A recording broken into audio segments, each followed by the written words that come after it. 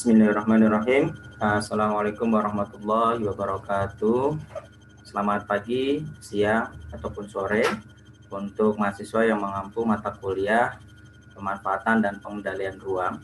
Pada hari ini kita memasuki pertemuan yang ke-12 ya harusnya, di mana materi ini berkaitan dengan tugas besar, tugas kelompok yang perlu dilakukan, walaupun nanti ada beberapa yang kita bisa diskusikan ya nanti ketika pas di jam pelajarannya.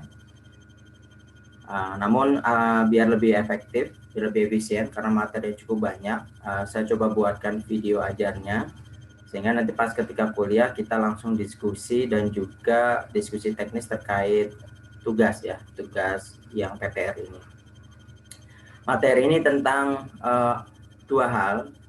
Pertama adalah tentang audit tata ruang, di mana audit tata ruang ini menjadi sebuah kunci ya bagi planner untuk bisa menindaklanjuti ke depannya apakah perlu dilakukan revisi tata ruang atau misalkan perlu dilakukan peninjauan kembali selama lebih dari sekali dalam 5 tahun. Jadi dua hal ini makanya di dalam satu materi ya, berkaitan dengan audit tata ruang dan peninjauan kembali. Nah, ini kurang lebih outline-nya. Kita akan coba mengenal ada berapa pengantar dan juga tentang definisi tujuan dan sebagainya. Oke, kita masuk ke bagian pertama, yaitu audit tata ruang. Ketika kalian melihat gambar ini, apa yang kalian pikirkan, apa yang kalian bisa pahami gitu ya tentang audit tata ruang? Jadi gambar yang sebelah kiri, kalian bisa lihat di situ Kementerian ATR temukan 6.621 lokasi terindikasi melanggar tata ruang. Nah, tentunya di sini ada beberapa keyword ya. Pertama adalah terindikasi itu seperti apa, melanggar tata ruang itu seperti apa, gitu ya. Sehingga kita bisa secara utuh melihat kondisi seperti ini, gitu ya, memahami kondisi seperti ini. Terus juga di 2020 saya kira belum lama pemerintah akan audit tata ruang berbasis wilayah. Jadi ini adalah informasi yang kemarin saya peroleh gitu ya. Jadi berarti ada pertanyaan dong sebelumnya, apakah nggak ada audit tata ruang yang berbasis wilayah gitu ya. Nah ini yang perlu kita cermati juga. Tidak semua statement yang muncul di koran, media massa itu bisa kita telan bulat-bulat. Biasanya mereka suka membolak-balikan ya, terutama terkait judul berita gitu ya. Nah ini kurang lebih dalam kuliah ini kita harus memahami audit tata ruang itu seperti apa, kenapa, apa aja yang dianggap sebagai pelanggaran tata ruang. Kita harus paham. Jadi jangan sampai nanti asal menjustifikasi gitu ya, melihat perbedaan antara yang ada di lapangan dengan di rencana, kita anggap pelanggaran tata ruang. Nah itu hati-hati ya. Kita sebagai planner, sebagai orang yang berpengetahuan harus cermat nanti melihat secara utuh kondisi yang ada di lapangan. Ini adalah kerangka umum, saya kira hampir sama dengan yang sebelum-sebelumnya. Jadi kita bicara tentang PZ ini kan udah ya di awal, terus insentif disinsentif juga kita sudah lakukan, udah pernah pekan kemarin, dan ini izin juga saya kira materinya udah disampaikan dari mulai izin prinsip sampai IMB. Nah setelah ini udah selesai, baru ini kan yang dilihat adalah persesuaian dengan izin yang dikeluarkan. Kalau misalkan tidak sesuai dengan izin, maka dia bisa kenakan sanksi ya. Sanksi itu berarti bicara tentang pasca pembangunan ya. Pasca pembangunan, setelah itu nanti masuk ke laporan, evaluasi laporan dan pemantauan. Nah, ini udah masuk dalam pengawasan ya, udah tahapannya. Jadi kalian harus bisa menangkap flow-nya gitu ya, seperti itu. Dari mulai PZ itu harus ada sebagai pelengkap RDTR ataupun RT/RW. Kalau RT/RW namanya KUPZ, Ketentuan Umum Peraturan Zonasi. Selanjutnya, mekanisme insentif dan disinsentifnya seperti apa. Setelah itu dilakukan perizinan, barulah nanti yang tidak sesuai dengan izin yang dikeluarkan, maka dia dikenakan sanksi. Ini juga sama, saya kira untuk mengingatkan saja bahwa kalau kemarin kita lebih banyak di bagian pelaksanaan gitu ya. Pelaksanaan ini kan PZ, di bagian pengendaliannya ada PZ, perizinan, insentif dan disinsentif, dan juga sanksi. Nah, kita udah mulai masuk sini nih, di pengawasan sebenarnya. Ada namanya pemantauan dan evaluasi. Ya. Jadi di dua hal ini yang nanti kita akan coba bahas. Walaupun nanti di bagian pengendalian juga tetap bisa masuk ya. Nah, kalau kita lihat gitu ya di peraturan perundangan, apa sih definisi dari audit tata ruang? Kita lihat di sini ya, audit tata ruang merupakan metode proses pengawasan khusus dalam penyelenggaraan penataan ruang yang dimaksud untuk tujuannya mengetahui kesesuaian antara pemanfaatan ruang terhadap rencana tata ruang yang telah ditetapkan dengan peraturan dan berkekuatan hukum. Jadi, Anda syarat mau mengaudit tata ruang, pertama dia harus sudah perda statusnya. Nggak boleh misalkan Anda mengaudit tata ruang, ternyata tata ruangnya masih dalam pembahasan, jadi belum ketok palu nih, perdanya, nomor perdanya belum keluar, itu nggak boleh. Karena kita bermainnya dengan kekuatan hukum ya, seperti itu. Yang kedua, kegiatan audit tata ruang dapat dikategorikan sebagai bagian dari pengawasan khusus. Ini sesuai dengan PP, penjelas dari tata ruang, Undang-Undang Tata Ruang maksudnya. Di pasal 203 ayat 2, di situ disampaikan, tujuannya adalah kenali secara dini terjadinya indikasi penyimpangan atau pelanggaran tata ruang, agar kedepannya bisa dilakukan secara segera, secara segera remediasinya atau langkah-langkah pencegahannya.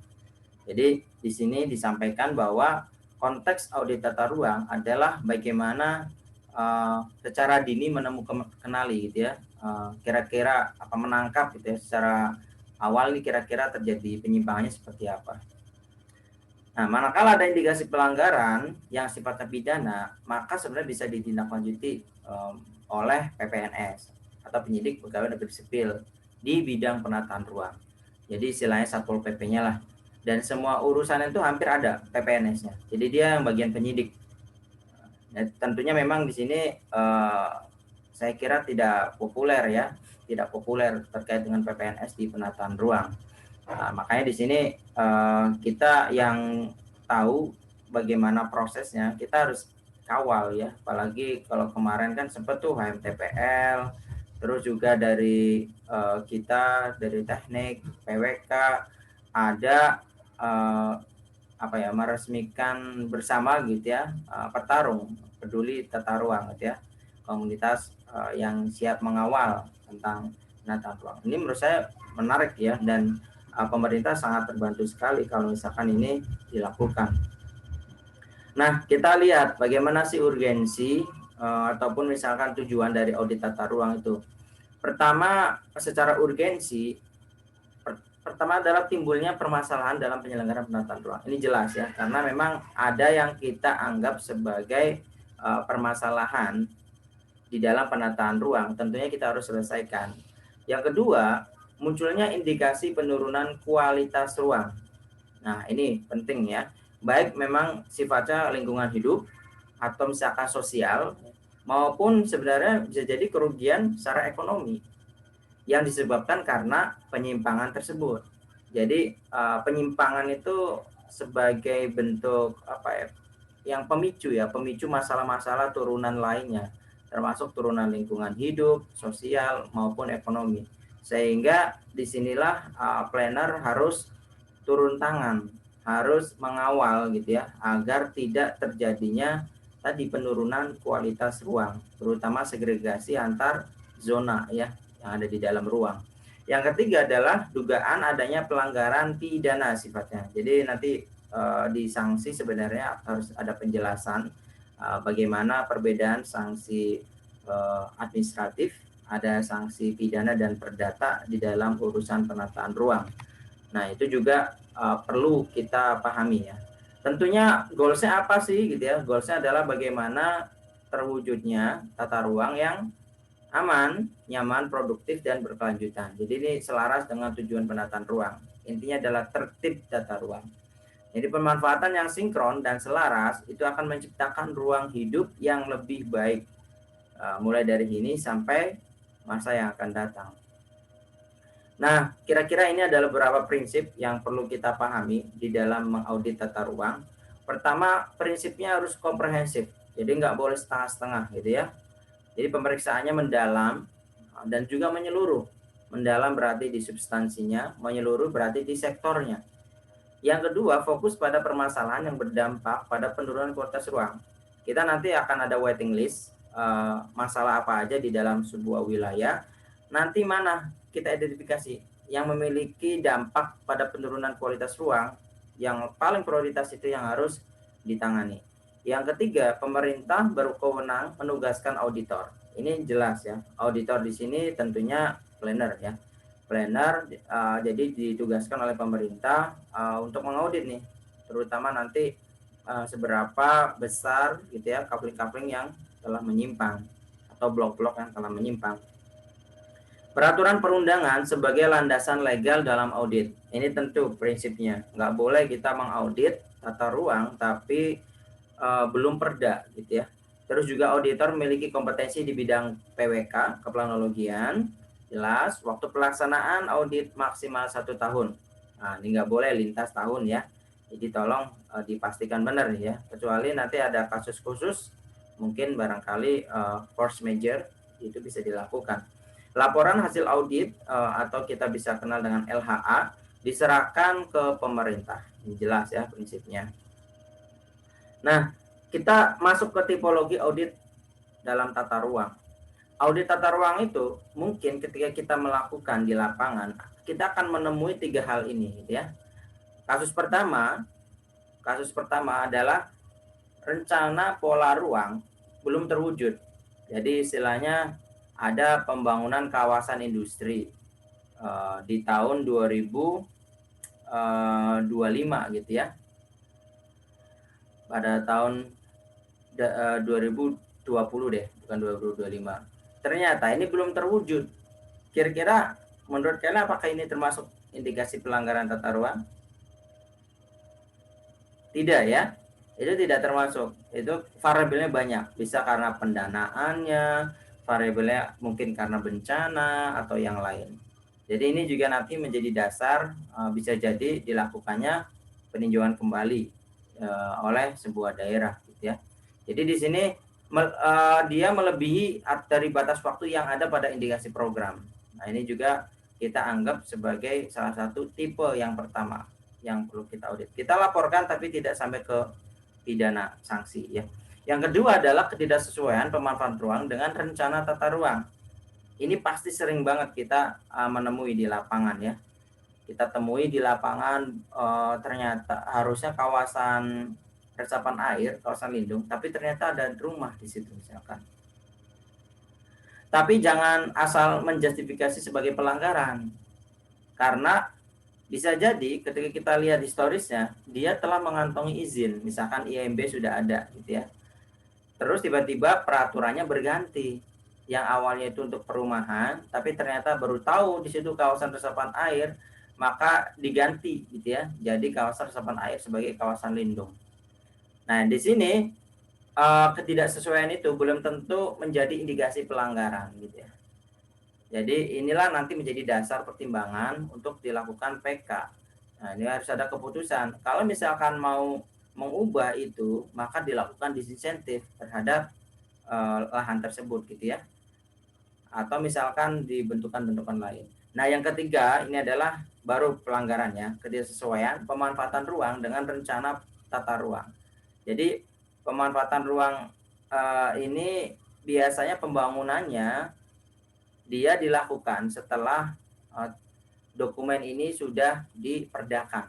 Sehingga ketika izin-izin yang keluar di situ kita anggap sebagai pelanggaran dalam penataan ruang.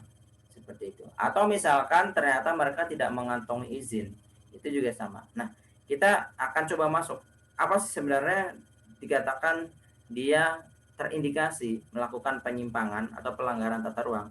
Poinnya ada 4. Ini harus dihafal, ini harus dimengerti, dipahami oleh seluruh mahasiswa planologi karena ini basic sekali. Pertama adalah pemanfaatan ruang yang tidak sesuai dengan rencana tata ruang. Jadi di sini keywordnya adalah mereka memanfaatkan ruang, tapi tidak sesuai dengan dokumen perencanaannya. Tentunya dengan tadi syarat bahwa di dalam pemanfaatan itu dia dilakukan setelah dokumen tata ruang itu disahkan. Kalau sebelum maka dia berlaku disinsentif. Yang kedua, pemanfaatan ruang yang tidak sesuai dengan izin pemanfaatan ruang dan persyaratan yang diberikan oleh pejabat yang berwenang. Nah, ini jadi misalkan dia tidak sesuai nih pemanfaatan ruangnya, misal gedung itu maksimum KLB-nya adalah 5 gitu ya. Ternyata di awal mereka sebenarnya mereka sebenarnya mengurus 5, tapi sebenarnya yang terjadi itu bukan 5 gitu loh. Jadi tidak sesuai dengan yang diizinkan. Ini salah juga. Ya, atau yang ketiga, pemanfaatan ruang yang tidak sesuai dengan persyaratan izin.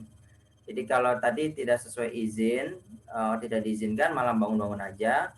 Misal, kalau ini tidak sesuai dengan persyaratan izin. Ya.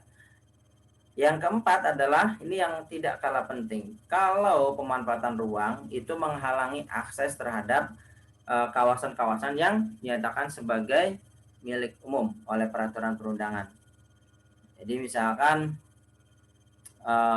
mereka menyerobot misalkan area RTH misalkan ya, atau di kawasan lindung. Kawasan lindung masih bisa ya, tapi lebih ke yang milik umum, misalkan nyerobot jalan dan sebagainya. Nah itu nanti nggak boleh tuh kayak gitu. Kalau ada seperti itu pasti langsung terindikasi sebagai pelanggaran tata ruang. Nah, ini kurang lebih prosedur audit tata ruang. Ini secara konseptualnya kurang lebih seperti ini. Yang pertama, kita tentunya punya peta pola ruang dan juga nanti kalian harus cari gitu ya peta land use existingnya sekarang seperti apa, terutama dari secara satelit ya, dari Rupa Bumi Indonesia RBI. Nah setelah itu kalian lihat gapnya ada nggak indikasi ketidaksesuaiannya. Kalau misalkan ada, baru setelah itu nanti masuk tuh ke kasus yang mikro. Kalau ini kan makro nih, masih umum. Kita pretelin satu-satu. Oh ini ada titik A gitu ya. Titik A kita nanti kaji. Kita lihat gitu ya, istilahnya historisnya di situ seperti apa. Oh ternyata ada nih pelanggaran, tapi dia itu sebenarnya dari 25 tahun yang lalu mereka udah menempati di rumah tersebut gitu ya, dan itu nggak ada tindakan sama sekali dari pemerintah. Nah itu juga berarti ada historis ya yang memang perlu kita pahami. Nah tahapan penyusunan laporan ini format biasa gitu ya, dari mulai tujuan sampai tindak lanjut PPNS yang perlu dilakukan. Nah ini adalah pedoman normatif yang kalian bisa acuh untuk menjadi pertimbangan dalam tugas ya, tugas besar nanti tentang audit tata ruang. Jadi ini pedoman audit tata ruang, ada permennya, Permen ATR nomor 17 tahun 2017.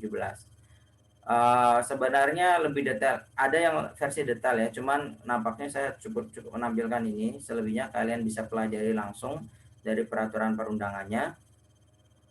Intinya sama gitu ya, bagaimana antara pola ruang dengan peta tutupan lahan itu harus dilakukan overlay sehingga nanti bisa memunculkan gitu ya matriks ketidaksesuaian, termasuk ada metode-metodenya ada ya di dalam peraturan itu. Jadi udah sangat detail, bahkan untuk template dan juga semacam format gitu itu udah ada juga gitu ya. Nah, kita lanjut di sini di siklus audit penataan ruang. Jadi ini mas sebenarnya sebagai framework aja. Barangkali memang kita nggak akan sampai sedetail ini ya. Kita akan sampai keluar audit tata ruang, rekomendasi seperti apa gitu ya. Nggak sampai PK juga.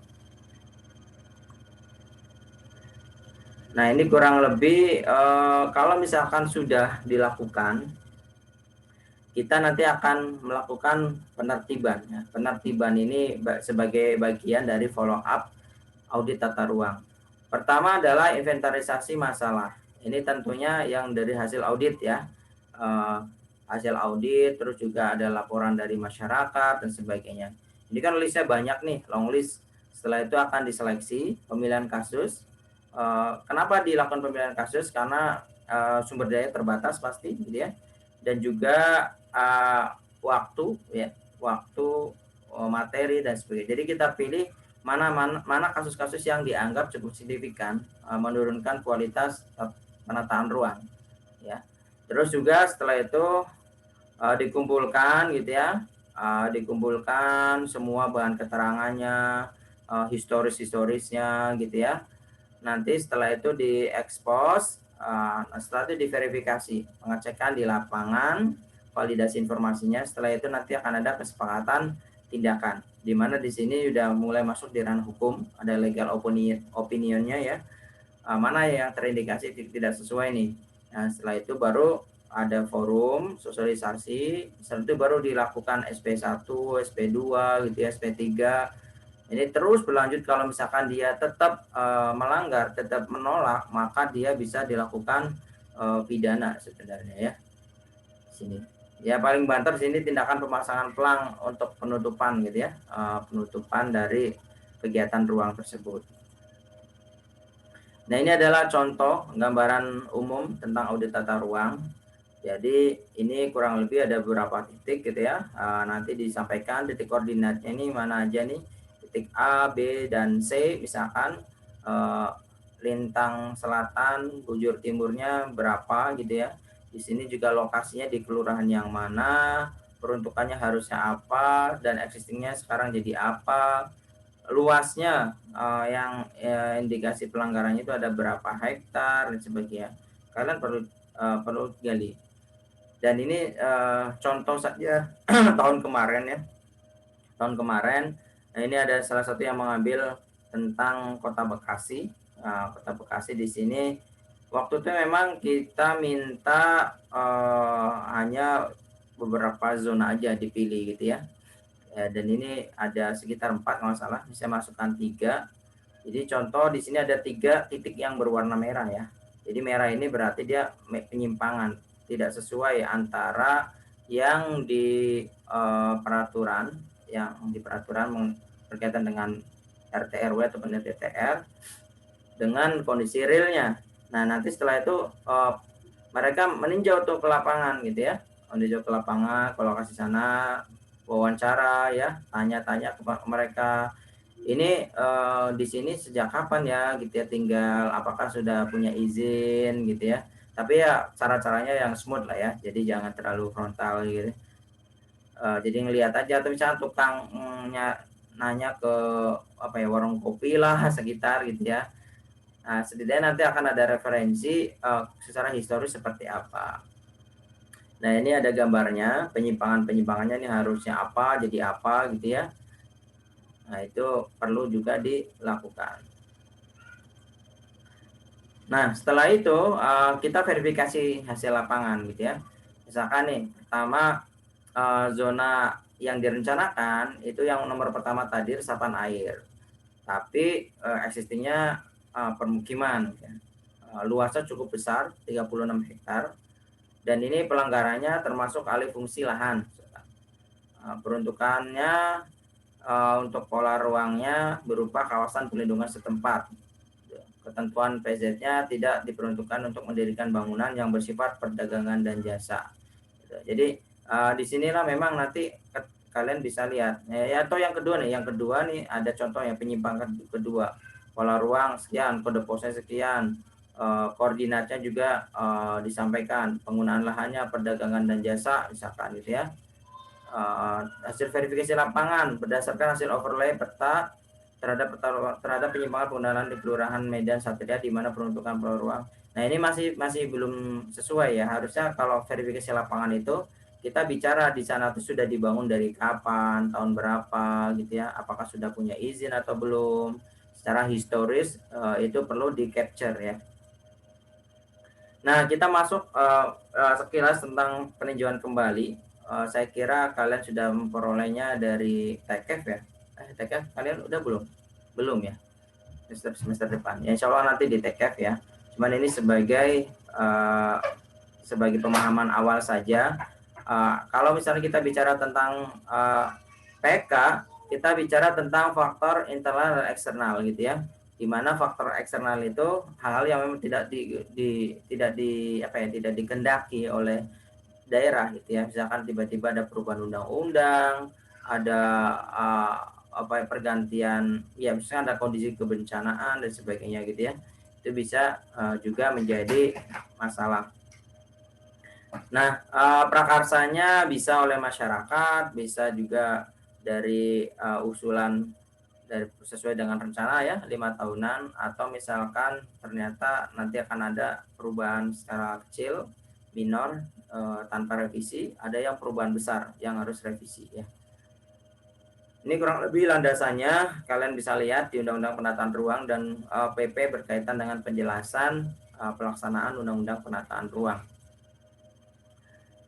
Normatifnya di sini disampaikan bahwa bisa ditinjau kembali gitu ya, 5 tahun sekali dan sebagainya. Ada yang nanti kapan perlu direvisi, kapan tidak perlu direvisi, ini diatur juga. Nah, ini adalah faktor internal dan eksternal. Internal contohnya misalkan ternyata nih dokumen tata ruangnya itu rendah sekali kualitasnya gitu ya. Rendah itu dari mana? Ya bisa dilihat sebenarnya dari optimalisasi ini ya, misalkan banyak nih kemajuan teknologi, kemajuan dalam metode-metode, tapi ternyata belum diakomodir ya di dalam tata dokumen itu. Atau misalkan rendahnya ini karena memang dari awal prosedurnya udah salah gitu. Ada analisis proyeksi yang keliru misalkan, itu juga sama, termasuk rendahnya kualitas tata ruang. Terbatasnya pengertian dan komitmen aparat, ini bisa menjadi juga faktor internal. Adanya perubahan pergeseran nilai norma gitu ya. Terus juga ada lemahnya aparatur yang berwenang, itu juga menjadi permasalahan ya di dalam faktor internal. Sedangkan faktor eksternal kita bisa lihat dari perubahan undang-undang, misalkan undang-undang pemerintahan daerah, undang-undang yang lain gitu ya. Terus juga adanya ratifikasi kebijaksanaan global, ada kesepakatan SDGs misalkan gitu ya, bahwa semua itu harus 100% akses sanitasi, sedangkan di dokumen tata ruangnya masih menargetkan 80% misalkan. Nah, dan udah disepakati di level nasional, berarti memang mau tidak mau harus merevisi. Atau misalkan perkembangan ilmu pengetahuan dan teknologi yang sangat cepat, sehingga nanti mengubah dari pola ruang yang ada, itu juga bisa menjadi faktor untuk bisa PK. Adanya bencana alam yang cukup besar, ini juga sama ya, kejadian tsunami di Aceh ataupun di waktu itu di NTB gitu ya, gempa, itu juga bisa PK ya, melakukan PK.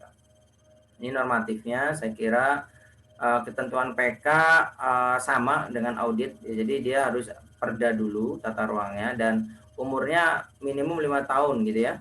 Umurnya 5 tahun. Jadi kalau kurang 5 tahun nggak bisa dilakukan PK. Jadi tunggu dulu 5 tahun. Nanti muncul revisi atau tidak revisi. Setelah itu diputuskan apakah RT RW itu bisa revisi. Tentunya ada perhitungan-perhitungannya gitu ya.